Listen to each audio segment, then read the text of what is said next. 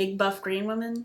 Hello, welcome back to my channel. If you're new here today, my name is Odds, and we are going to be discussing She-Hulk episode 1.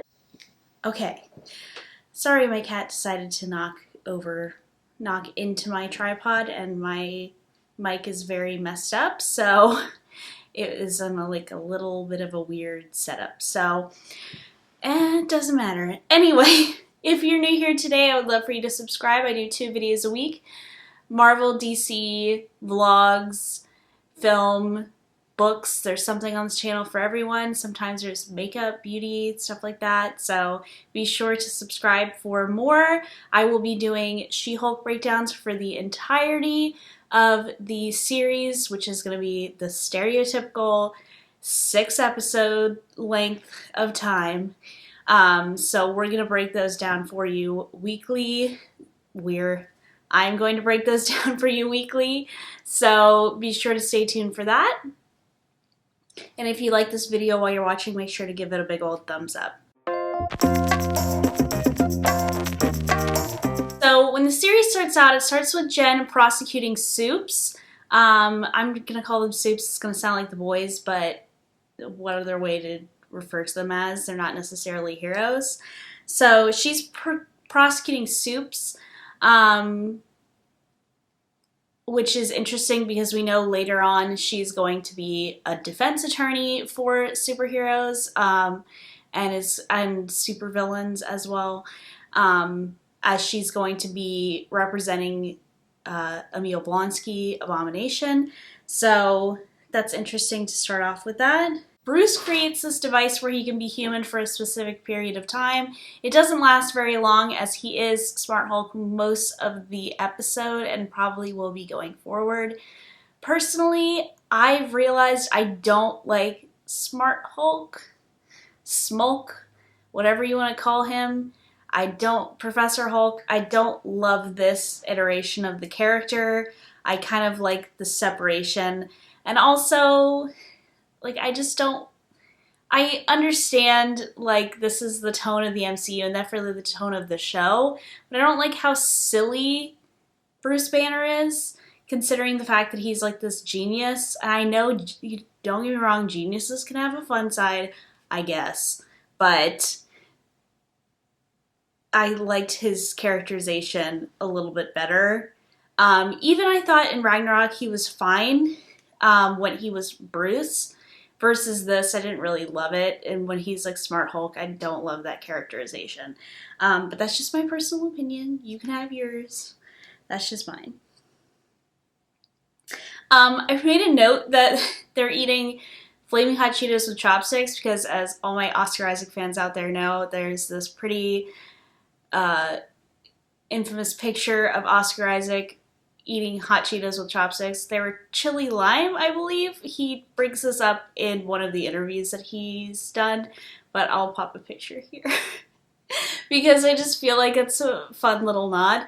I don't think it's particularly because of that. I think other people probably have eaten Cheetos with chopsticks, but I just think of Oscar Isaac because that's where my brain goes. So in the comics, she becomes She-Hulk, Jen becomes She-Hulk, due to a blood transfusion with Bruce, but in this, he bleeds on her open wound, and that causes her to transform. So that's something that is a risk. If Bruce Banner was to bleed on somebody into their open wound, they would either Hulk out or get exposed to too much gamma radiation and just die.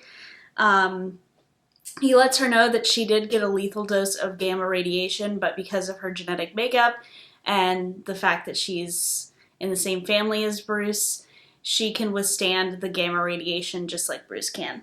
Then we have a whole episode basically of Hulk training her how to be a Hulk.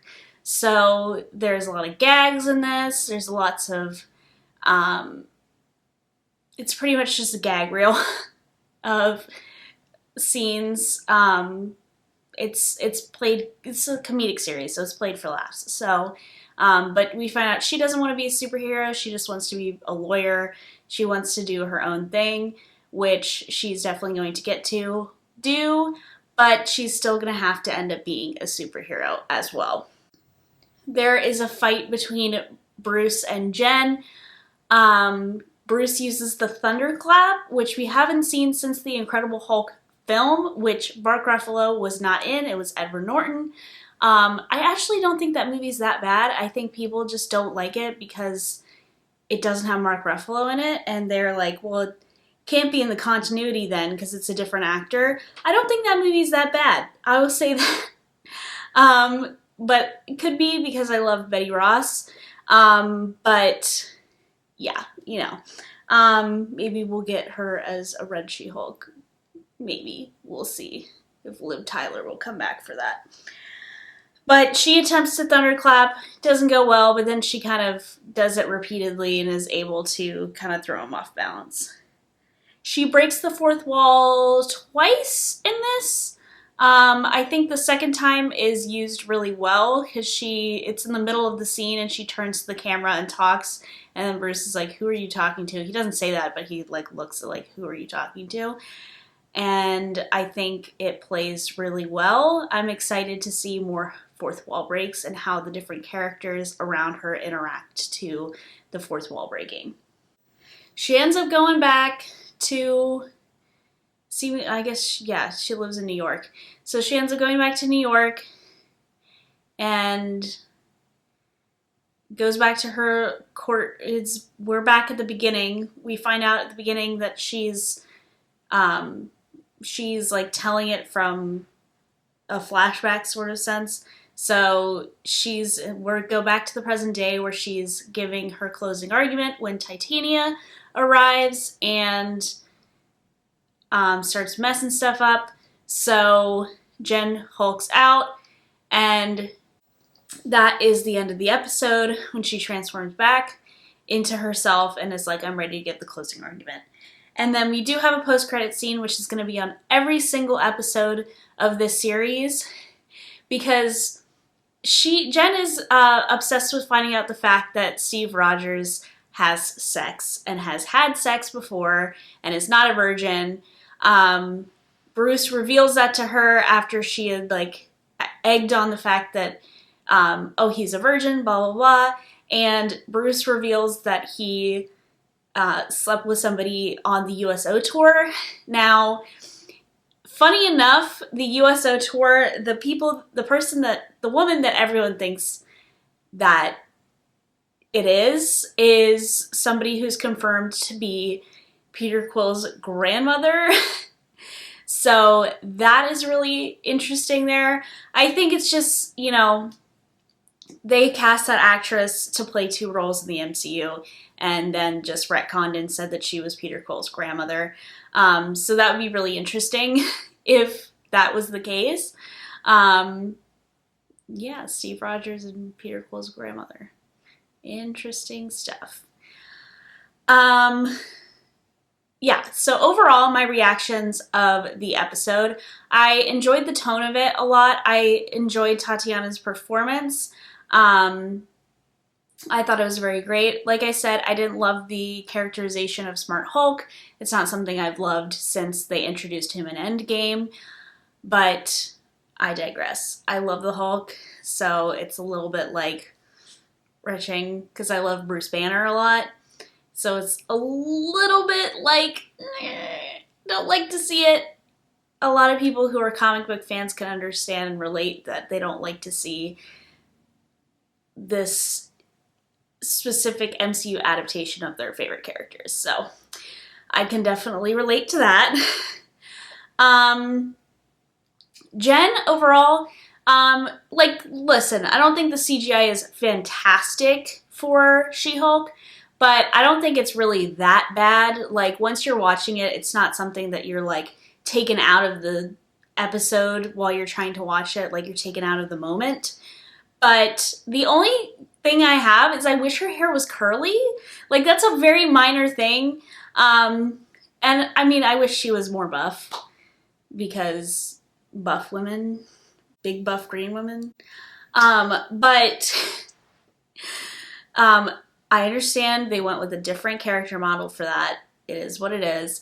But I don't understand why her hair is not curly. Like, she has curly hair on a normal basis, and then when she hulks out, it's like straight with a little wave. So I don't really understand that. I like in the comics when her hair is really curly, so that's just that. I think she looks a little bit better in the comics, but a lot of the time when you're trying to translate something into live action, it doesn't necessarily look perfect, and you can't make it look perfect because one is a drawing in a 2D media, and then the other is computer generated and in a 3D media, so it's a lot harder to translate. But I digress again. I enjoyed the episode. I'm excited to see where the series goes. I'm really excited for Daredevil to show up. Like, don't get me wrong. If Jessica Jones shows up too, there's like rumor that she'll be in this, I will lose my mind. I have missed Jessica Jones so much. She's one of my faves as well. So yeah. What are you looking forward to in She-Hulk? Are you liking the series from the first episode? Do you not like it? Let me know in the comments down below. All your thoughts, I would appreciate reading them. And I will see you on Monday with a new video. Bye!